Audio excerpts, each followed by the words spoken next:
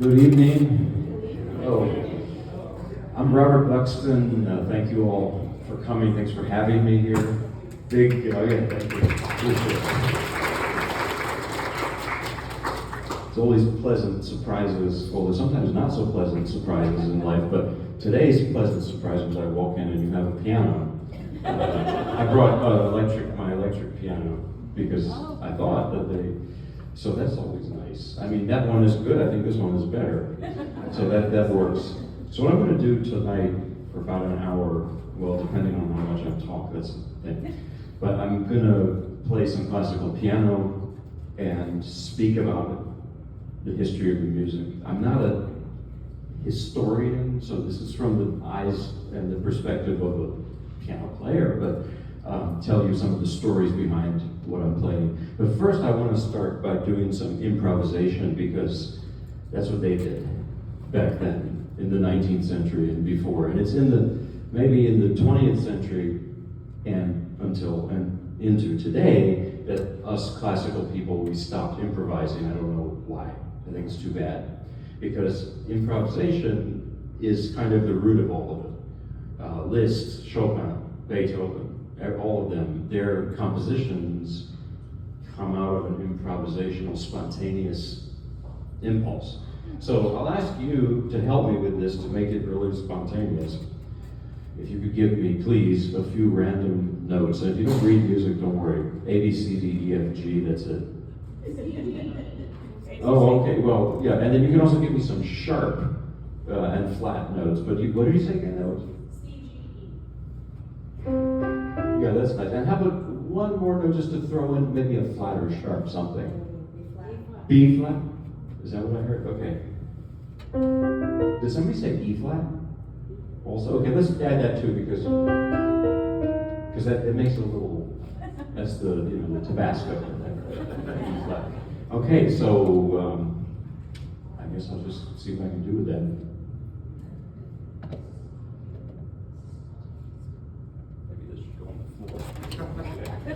I turned it off, so. What were the notes again? Something like that, that's it.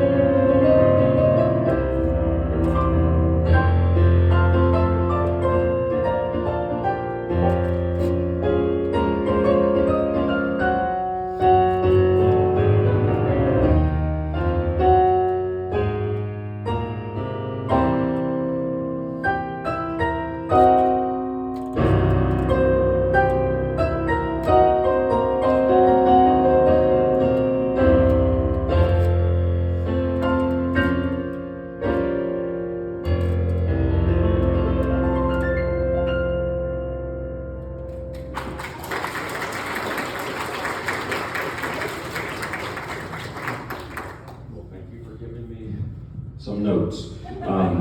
So next I want to play, I was debating whether I would start with this because it's so familiar and I've been playing it a lot, but I think I will because it fits the narrative of what I'm trying to do. So first of all, I'll tell you a story. I'm going to tell you a lot of stories. Like, I went to play somewhere earlier today and they said, so when you sing, do you need the microphone? And so, well, hold on a minute. I don't sing. So you don't. Well, so you're just going to play the piano? I said, yes. Okay, so here's about singing, because the next piece I'm going to play is Ave Maria by Schubert, and it's a vocal piece, and I'm not going to sing it, because this is an arrangement by Liszt for solo piano. Franz Liszt arranged it, and look, I tried singing, and I failed. You know, I do my civic duty and I don't sing. Like, I have a friend from college who encouraged me, was a vocalist, and said, anybody can sing, you know, you just have to breathe deeply and trust yourself, all these like hippie ideas. And I said, okay, I'll do that. I tried the believing in myself and the breathing, and I sang a few notes, and they said, on second thought, not everybody should sing. So, not anybody, so I don't. Now, Schubert was born in Vienna in 1797. He died at the age of 31 in 1828, which is just unbelievable. He was obviously just a genius. He's the kind of genius who was just natural for him. The music, the melodies just sort of seemed to just come out of him. Mozart was like that too. Beethoven was different. He had to chisel away his ideas and struggle and stuff. But Schubert, he was not very well known during his lifetime. And he struggled with bad health and knew that his time was limited. So in his late years, he would compose incessantly.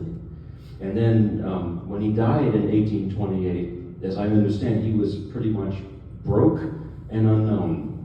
Although I read a conflicting thing that said actually sales of his sheet music were starting to pick up in the weeks before he died. But still, I mean, the idea is that he did not really enjoy the recognition he deserved. It came after he had died. And one of the people responsible for bringing Schubert's music to a wider public was Liszt. And Liszt is a complicated and fascinating figure. On the one hand, he could be a superficial showman, but he was also had a great depth to his character. There was a philanthropic side to him, even a spiritual side. He wanted to be a priest at different times in his life, although that didn't work out. There's a story about that. He was going to the Sistine Chapel and to be ordained in his later years, and unfortunately there was a piano there. So he started to play and several of the nuns fainted, and the bishop came and said, this is not going to work, you better get out of here. But that's just Liszt and the complexity of his personality. But Liszt, I think he came across Schubert's lieder or songs, which Ave Maria is one of. And he had this double purpose there. One was he felt terrible for Schubert and he wanted to make his music well known by performing it. And the other thing was that he knew that playing Schubert was going to make him look good, and it certainly did. So Liszt, you've heard of Lisztomania. He was like the rock star of the early 1830s and 40s. And he played this piece among other arrangements. This is his solo piano version, really, of Ave Maria. If I were to sing, there'd be a question of the text. You've probably heard it sung in Latin with the Hail Mary prayer as the text, Latin. But that's not what Schubert wrote it with. He wrote it with a different text, a German text from a translation of part of Sir Walter Scott's poem, The Lady of the Lake. So there's a little tidbit you can drop when you have a meal with someone just to assert your intellectual. So no, I'm just kidding. Don't do it that way. But, don't do it. But I just found that interesting when I found that out, because I hadn't known that. But what Liszt does with this, without the words, he adds things to it, to put it mildly. I read a quote that when you're playing an arrangement, sometimes it says even more about the arranger than the original composer. You could say the same thing about a literary translation.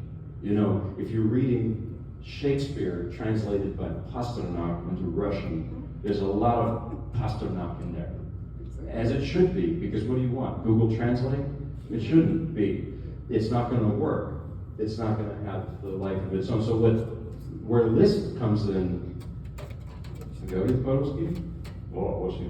my mother is Russian. I'm partially, I'll tell you a story about her and cooking borscht for me. So anyway, because I'm going to play some Rachmaninoff for later. So in the beginning, you hear Ave Maria as it's sung. Not much change from this. Okay, you're going to hear Right,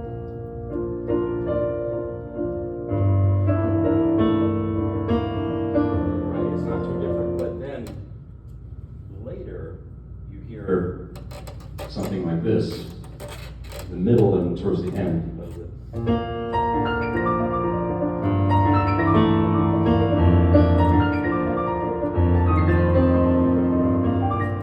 What's all that, you know? What's all that fluff in the right hand? That's Liszt added that in. That's, you could say, oh, he's showing off. That's what he does. I don't think so. I think he understood that if you just repeat the same melody without a singer and without a text, it could get dull. So he adds Liszt into it. So here's Liszt's version of Ave Maria for solo piano. It's a little noisy, but it's okay. It's part of the fun.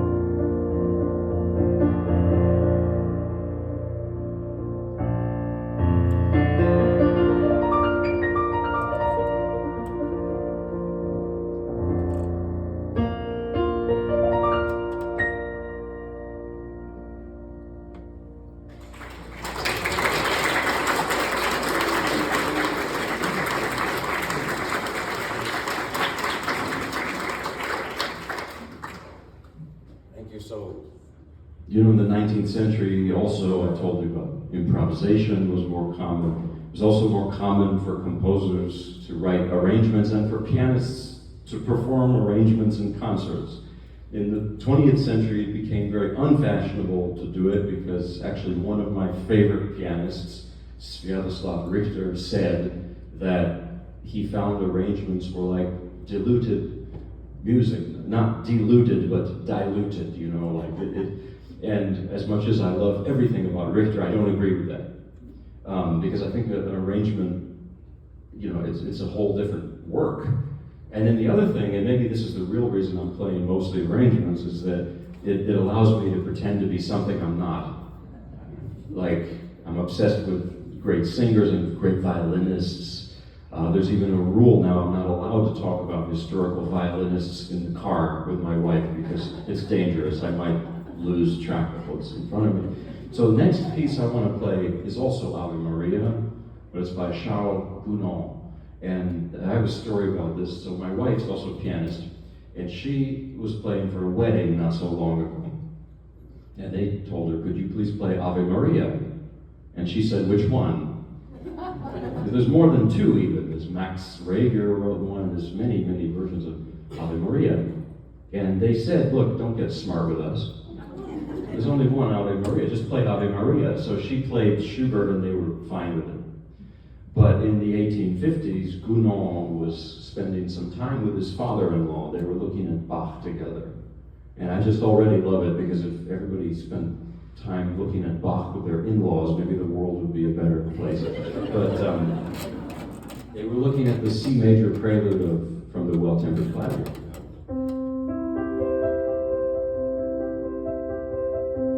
Or if you're Glenn Gould, you might know there are different ways to play it, but you've heard it before.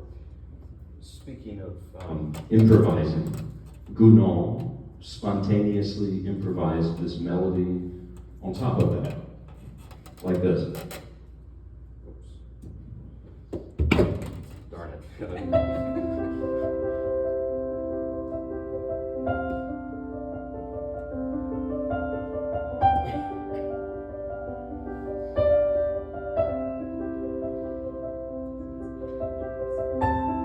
Familiar, maybe? So, maybe that's familiar. See, I'm kind of being butterfingers with the microphone. So, the father-in-law was impressed and wrote it all down.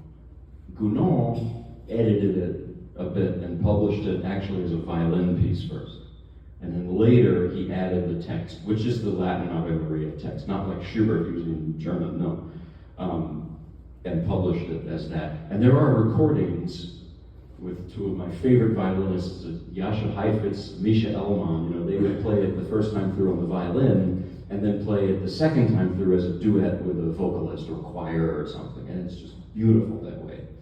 But I don't obviously sing or play the violin, I wish, but there's a solo piano version by Georges Bizet. I'm going to play it. And he wrote Carmen, so that's not too bad. You know, so it's a four-person piece. It's Bach, it's Gounod, it's the father-in-law, and it's Bizet. So here is that arrangement. Another Ave Maria.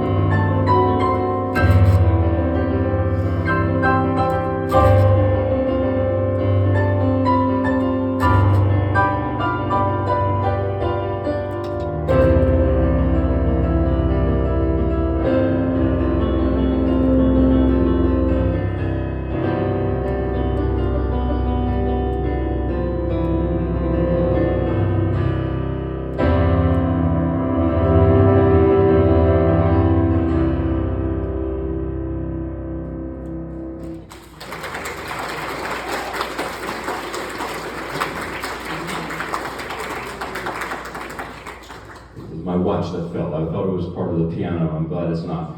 So, the people, like on Facebook, I have some music friends who got into a debate, which Ave Maria is better. I didn't get involved with it. You know why? Because I don't think it matters. People talk about this with food too. There's debates about, well, I grew up in New Jersey. I don't know if anyone's, I've lost my accent. But, there's debates about, well, pizza from New Jersey is the best and everything else is, which I guess may be true, perhaps, but for me, other pizza, I call it cheese bread. But it can still be good, and I enjoy it. It's just cheese bread. It's the same with barbecue. There's debates, Western style, Eastern, pumpkin pie or sweet potato pie. You know what I believe with music too? I'll just take all of it.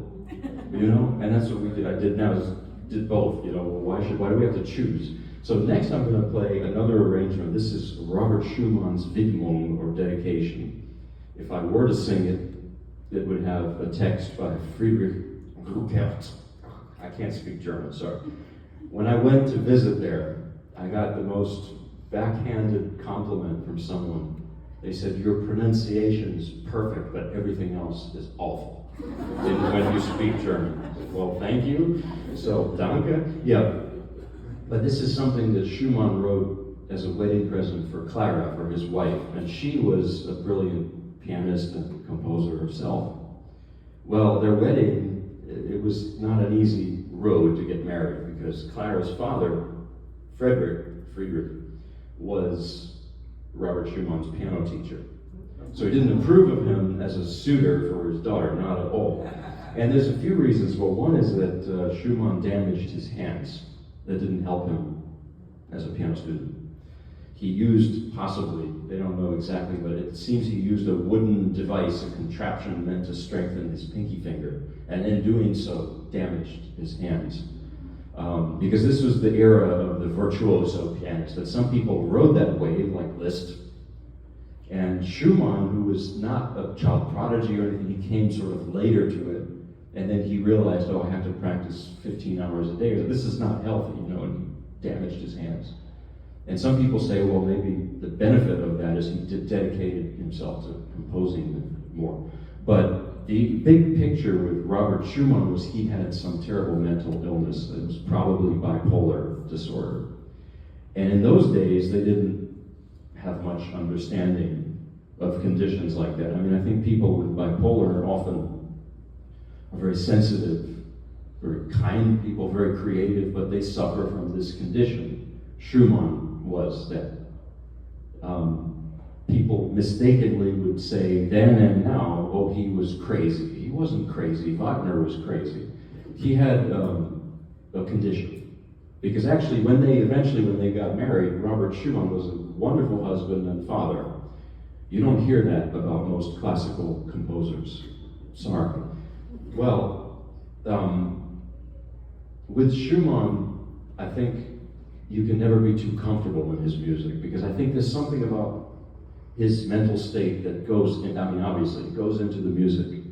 And I made the mistake of playing, I had a very Russian teacher, one of my major teachers, and I forget what Schumann piece, but let's just pretend it's this Widmung.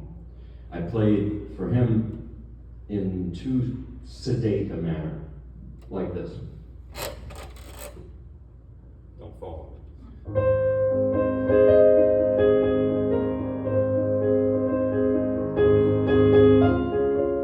Of course, he stopped me, as always, after about 3 seconds, he stopped.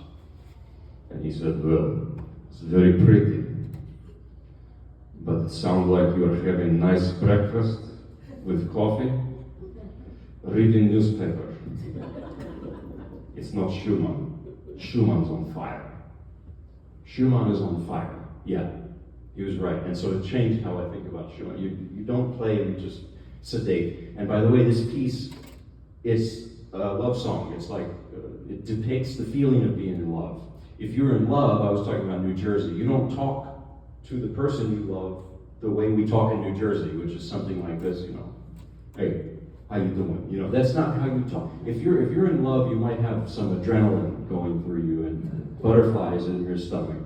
And so that would mean I believe this piece should be played more like this.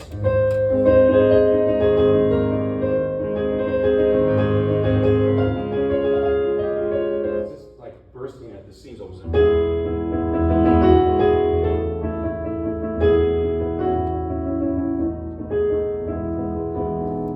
So, I think that this is kind of a well, what's the word? The manic piece. And they used to call bipolar manic depressive. So that's this. And this is an arrangement again by Franz Liszt. And Liszt and the Schumanns had an interesting connection. They were friendly, Robert Schumann and Franz Liszt. They were friendly, but Clara Schumann hated Liszt's guts. She called him a spoiled child. She just hated him. And Liszt knew about this. And one thing he knew that Clara hated was when people wrote over-the-top arrangements of Paganini. So when Liszt was about to publish his very over-the-top arrangements of Paganini, what does he put on the title page in big, bold letters? Dedicated to Clara Schumann. Practical joke, perhaps. So, but this is Robert Schumann's Widmung. And by the way, I don't mean to make fun of Clara at all. It's one of my goals to play some of her music. I haven't gotten around to it, but she was a phenomenal, musician herself. So, but here is Widmung, or dedication, by Schumann, arranged by Liszt.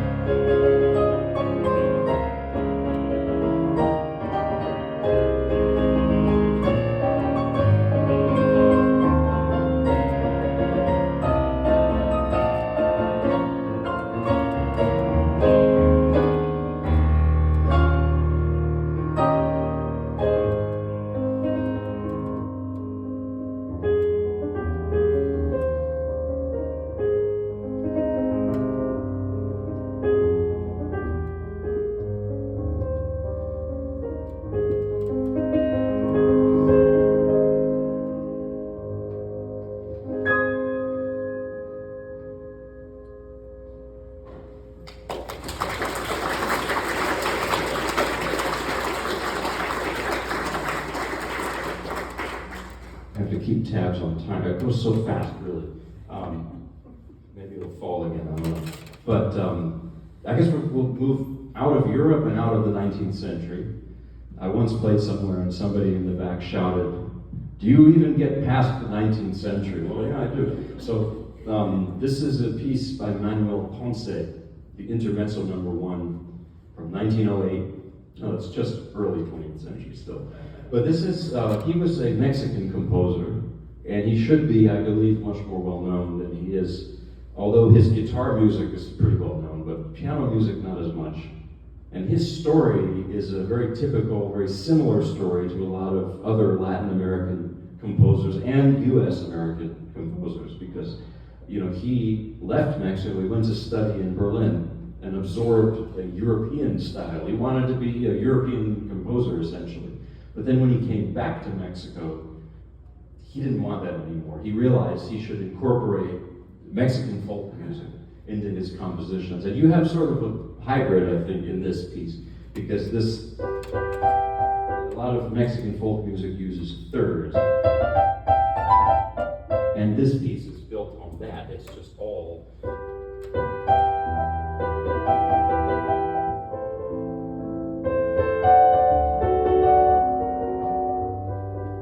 Now, one of my major teachers, I told you I had a wonderful Russian teacher, and I also had before him a very wonderful teacher, Solomon Mikovsky, who was born in Cuba originally.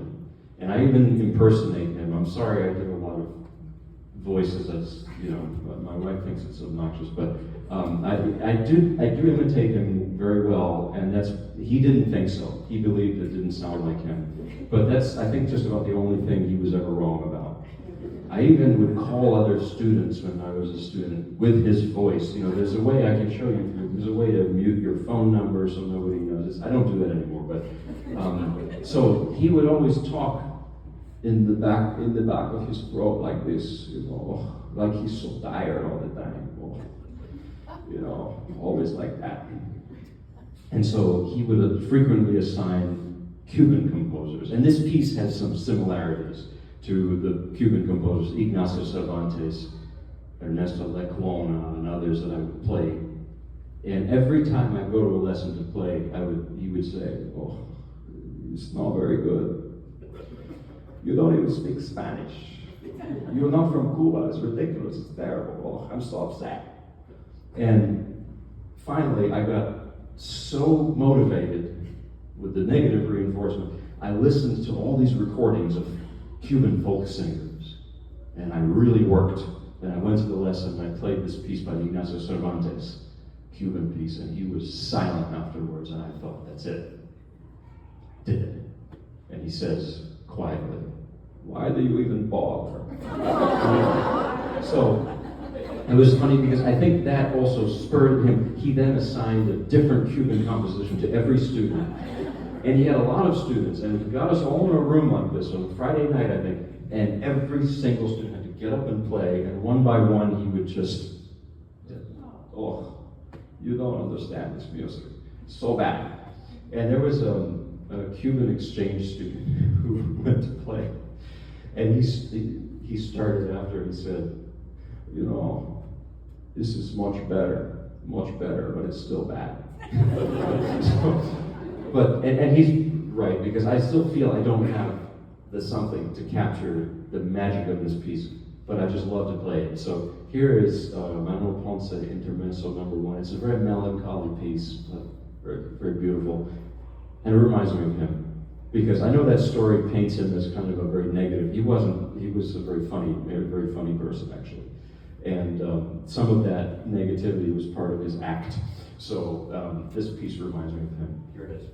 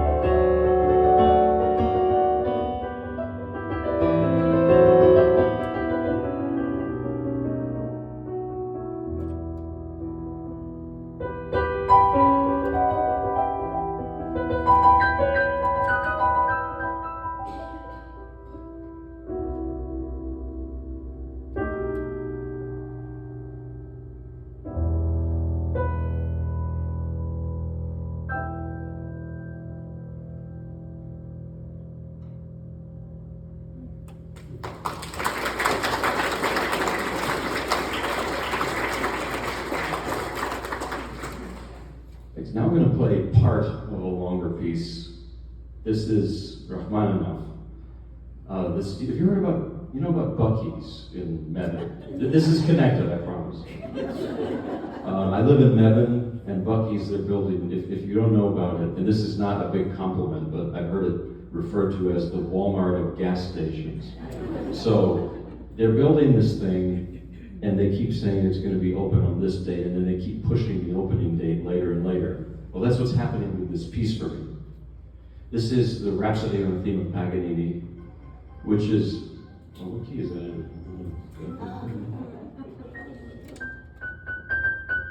Try to do a little improvisation. You can do something, maybe a little Cuban sounds, I don't know.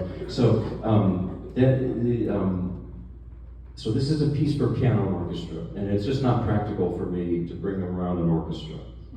So what I've had the ridiculous idea to do is to just smush the orchestra part and the piano part, and that is the technical term for it, into one thing. And I've been doing that, and then about halfway through I realized maybe this is a bad idea. It's annoyingly difficult. Well, too late, to stop. So that's what I'm doing. That's why I call it the Buc-ee's piece. But this is a late work of Rachmaninoff. He wrote it in 1935. And his life is sort of in two parts. The first part is 19th century Russia. He was mentored by Tchaikovsky. And then in 1917, the Russian Revolution happened, and he and his family left. They never went back. And while he eventually settled here and was very happy, a proud US citizen, he was always missing Russia terribly. He also probably suffered from clinical depression. This came up at different points in his life. It's a little bit like with Schumann and bipolar, but after he left Russia, he didn't write anything for a long time, I think 15 years or so. He did some arrangements, he did some editing certain things, but he did not really write much new music. He was performing all the time as a pianist. But then in the 30s, his creativity came back. But his style changed a lot. And this piece, it's variations on Paganini's 24th Caprice. There's a million people with that. Was that the Paganini did that? I don't know. So, sounded like an elephant or something. So that theme, but it's not a traditional theme and variations on that idea, because you hear that and then he departs so much from it. I played somewhere this, and a lady came to me and she said, "You said you were going to play Paganini and you messed it all up, you didn't play it." I said, "This was the Rachmaninoff." She said, "I don't want to hear it. You didn't do it." And I said, "No, this is Rachmaninoff." She said, "Look, next time, play me Paganini." Well, you're not going to hear that much of it, is what I'm saying. And I call these not variations, I think of them more as vignettes. And a lot of them are through the rearview mirror, because he's looking back on his life. Some of them, though, sound like the beginning, this introduction. To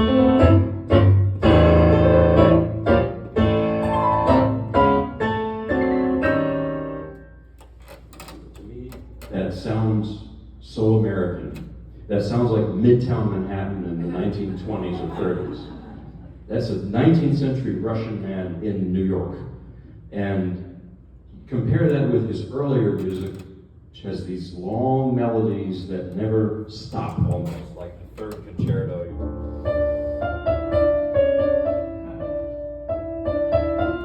Where does it stop? It's just going and going. It's not even it. So it's the same story. When you read some 19th century Russian literature, Tolstoy writes one sentence for one page. And so speaking of that, Rachmaninoff met Tolstoy. There's a story about it, that he, as a young man, his first symphony had a disastrous first performance. The critics hated it, and they found out later it was because the conductor, Alexander Glazunov, was drunk. Fortunately, so it's not really Rachmaninoff's fault, but he was so depressed for like a year he didn't write. This is what I mean by clinical depression. So his friend, the bass singer Shaliapin, said, "Come with me to Tolstoy's dacha, and we will perform some of your music for him. I'll sing, you play. And they went, it'll cheer you up, he said. Okay, well, they did the performance, and Tolstoy came to Rachmaninoff and he said, you know, your music is useless. That helped. Made him even worse. But then the next part is what's the best part. He said, your music is as useless as Beethoven. Tolstoy hated Beethoven. Go figure. So, you know, even the genius that he was, maybe those things were not, I don't know if we think they were right. But so, Rachmaninoff, anyway, this piece is very different from that period, from his early days. But you hear traces of it too. A couple things you're going to hear in this, because I'm not going to play you the whole thing, I don't even have the whole thing, but yeah, it's like Bucky's. You're going to hear the Paganini theme, you're going to hear this melody. Ever heard that before? That's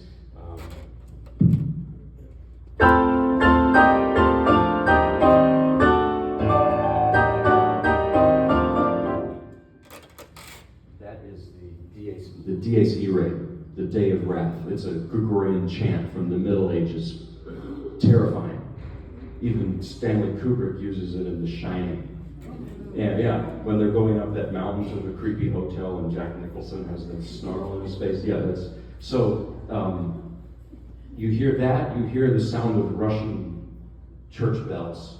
He was Russian Orthodox Christian, although the church actually excommunicated him for marrying his cousin, but that's not a different story.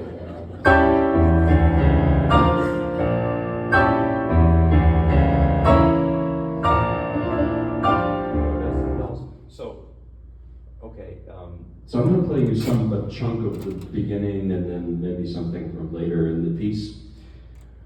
A little bit about me. So I told you my mother is a Russian immigrant. Not just from Moscow, not Moscow, Idaho, but Moscow. And Russian nostalgia, speaking of it, I see it in her, I saw it in my late uncle, whose name was Boris, very Russian novelist. He was an amazing guy and everything, and taught me a lot of things. So my mother calls me on July 4th. My parents live near here, and I live in Nevada, so not far away. And she calls me and she says, Robert, I make borscht for you. You have to come eat. The hot borscht, I mean, not cold one. I said, Mom, it's 100 degrees outside. It's 100% humidity. This is North Carolina. You know, the context is that she said, no, it doesn't matter. It's like home. And I think that's the point. Rachmaninoff's home, his house in Beverly Hills, California, was an exact replica of his house in Russia. That's the power of nostalgia and memory. So, anyway, here is some of the piece. Orchestra piano smushed into one thing.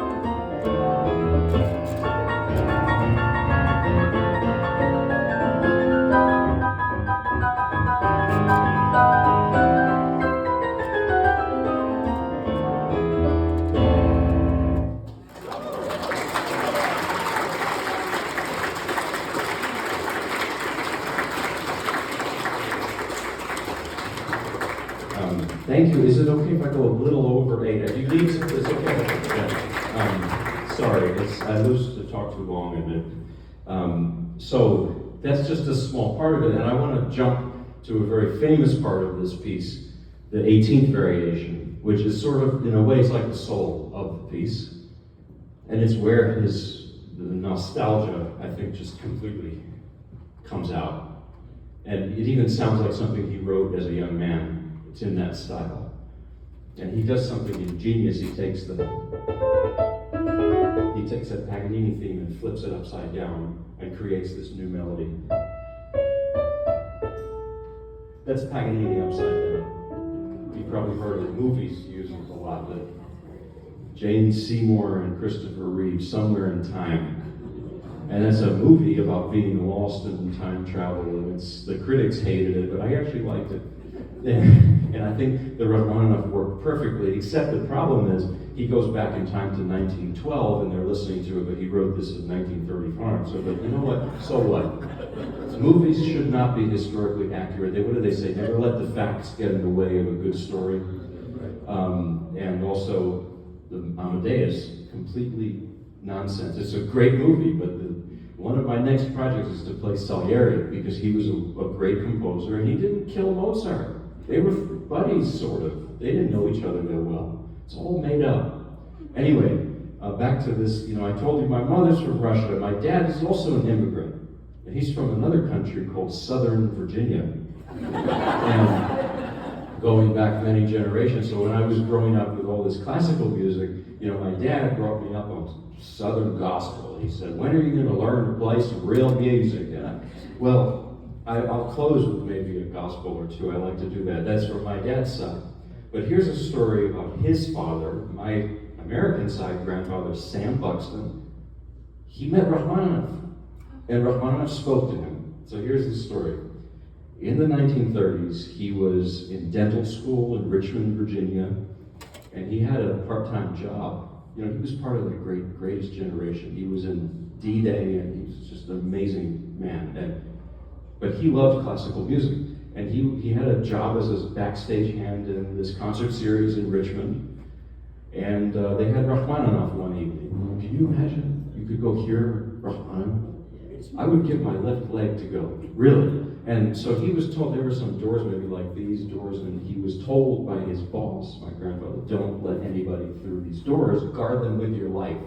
And I'm not embellishing this story, And so 10 minutes later, somebody tried to open the door, he pushed back, and there was almost like a fight with the door. And then, boom, the door was kicked open. And it was Rachmaninoff. He was 6.5 feet tall, he was very tall, he had a shaved head, hardly ever smiled. Stravinsky said he looked like a convict on the loose. And you know what he said to my grandfather? He said, in that moment he spoke to him, he said, get out of my way. So I have this personal connection with the composer. So here's the 18th variation, and it's proof that beneath the gruff exterior was an enormous heart. I read this morning that there was a newspaper article, a reporter came up to him and asked him, you know this piece by him, the C-sharp minor prelude?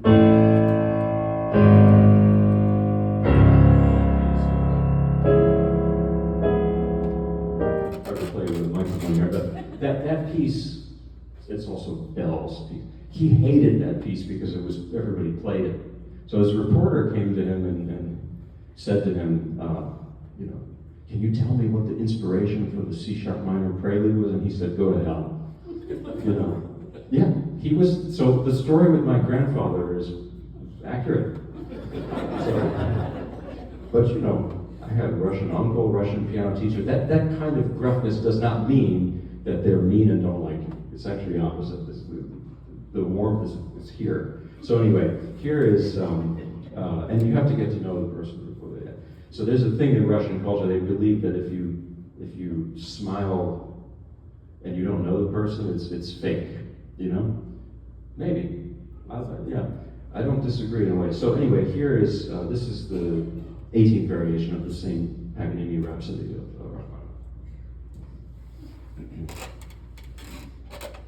Rachmaninoff.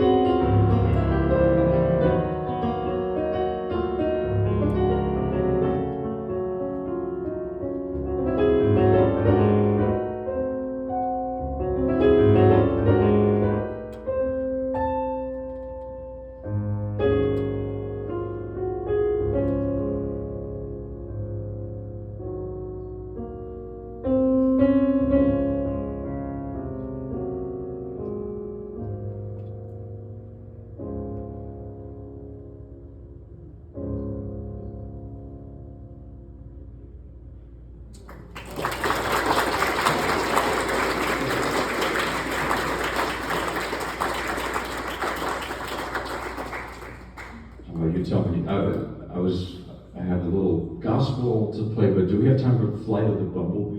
Okay. So it's short, so what I do is, it's like with the Ave Maria, I have two versions of it. One is Rachmaninoff's arrangement, and the other is Chifra, György Chifra's arrangement. So I'll explain the difference. So the piece is from Rimsky-Korsakov's opera, The Tale of the Tsar Sultan. And in Act 2, there's a prince who turns himself into a bumblebee so that he can go see the Tsar, who happens to be his father. Russian fairy tales a lot of the time don't make sense. So that's it. Rachmaninoff doesn't change it a whole lot. He sticks to the facts. It's a pretty honest arrangement. So I'm going to start with that, get an idea. I was inspired to learn it because I was outside and some bumblebee was flying around in my face, and I thought about it and then decided I should learn it.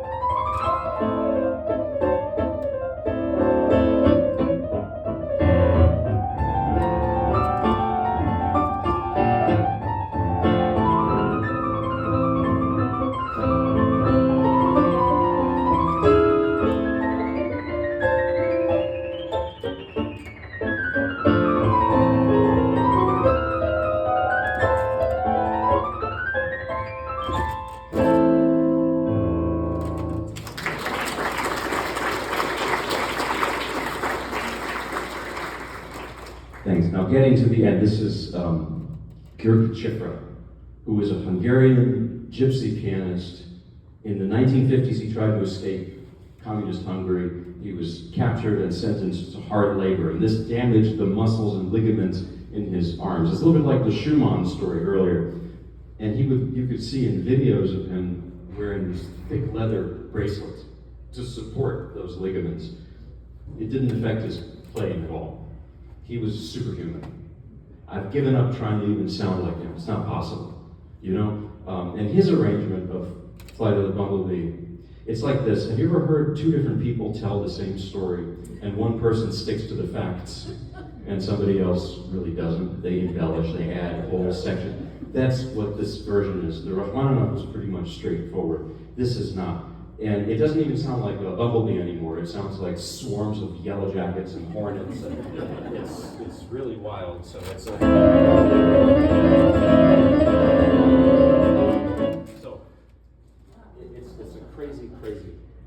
crazy arrangement. So good luck to all of us. I'll close with this, and I'll do a quick gospel, and then we'll be done. I promise. So I talk a lot. Both sides of my family, the Russians and the Southerners, is one thing they both do. They tell very long stories that don't go anywhere. And luckily, I didn't inherit that, right?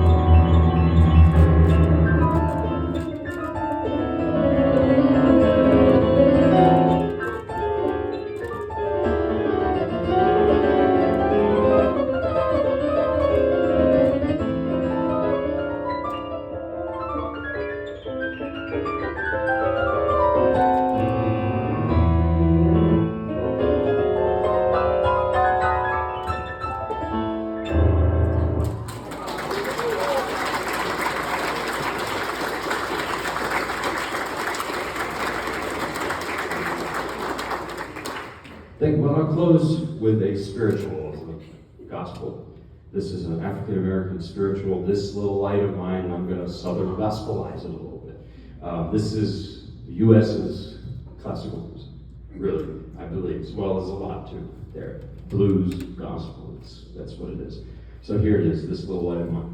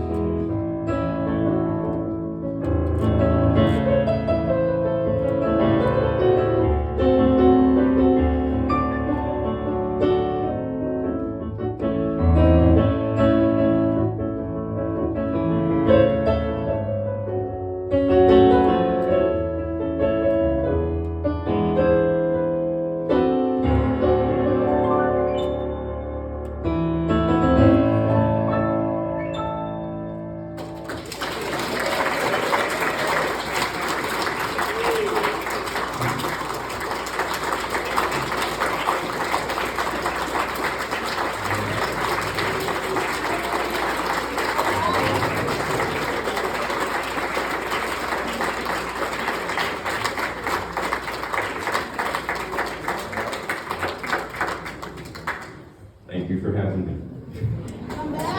We'd love to. Yeah, anytime.